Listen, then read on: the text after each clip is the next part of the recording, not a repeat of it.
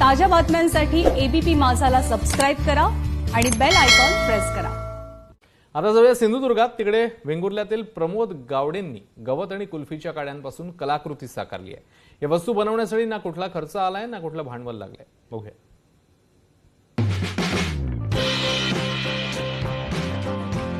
छान, सुंदर,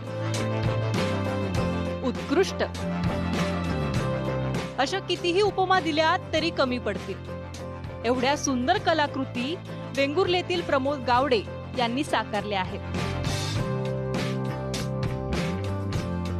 शेताच्या बांधावर मिळणाऱ्या तांबट गवतापासून आकर्षक कंदील, चांदण्या, वेगवेगळी खेळणी ते बनवतात।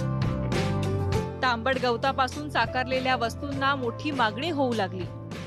त्यामुळे प्रमोद गावडे यांनी या कामालाच आपला व्यवसाय बनवला। आणि मी ज्यावेळी मुंबई सोडून आल्यानंतर ना ते गवताचं मी काही ना एक सहज मनाने एक छोटंसं घर बनवलेलं, ते सुंदर दिसायला लागलं। आणि नंतर मग मी माझी माणसं आजूबाजूची घेऊन जायला लागली।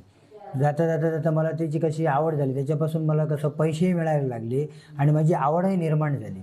आणि म्हणता म्हणता माझा हा विषय वाढतच गेला आणि मला एक एक आयडिया मिळत गेली। टाकाऊ वस्तूपासून टिकाऊ वस्तू बनवण्यात गावडे यांचा हातखंडा आहे। त्यांना वस्तू बनवण्यासाठी ना कुठला खर्च लागतो ना कुठलं भांडवल। गवतापासून तयार होणाऱ्या या वस्तू जरी आकर्षित असल्या तरी त्यावर काम करण्यासाठी तासनतास बसावं लागतं। शेतीच्या बाजूला बांधावर हे गवत रुजतं, ते बाबांनी सुकलं की ते बाबा आणायचे आणि त्या टाकाऊ ह्याच्यापासून टिकाऊ वस्तू हे शोपीस आणि बनवायचे। ते शोपीस बनवून आम्ही वेगवेगळ्या लोकांना द्यायचो आणि ते विकल्यामुळे आम्हाला पैसे मिळायचे। त्यामुळे अंगी असलेल्या कलागुणांना वाव दिला तर गवताचंही सोनं होतं, एवढं मात्र नक्की।